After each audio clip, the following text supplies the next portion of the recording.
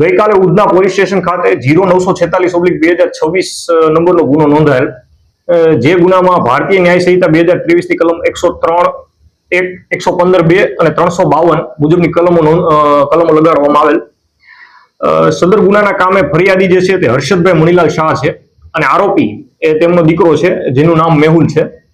અને ગુનાની ટૂંક વિગત એ રીતની છે કે પરમ દિવસે એટલે કે તારીખ 19/4/2026 ના રોજ જે આરોપી મેહુલ છે એ ઘરે આવે છે અને એની માતા જે પ્રતીક્ષાબેનને કહે છે કે તેના માટે અને તેની દીકરી માટે શા માટે જમવાનું બનાવેલ નથી. અને આ બાબતે તેના અને તેની માતા વચ્ચે બોલાચાલી થાય છે અને જેમાં જે મેહુલ છે એમના પિતા હર્ષદભાઈ વચ્ચે પડે છે અને મેહુલ હર્ષદભાઈનું ગળું દબી દે છે અને આ ઝપાઝપીમાં પોતાની માતાને ધક્કો મારી દે છે, જે પ્રતીક્ષાબેનને, અને જેના લીધે પ્રતીક્ષાબેન જે છે એનું મરણ થાય છે.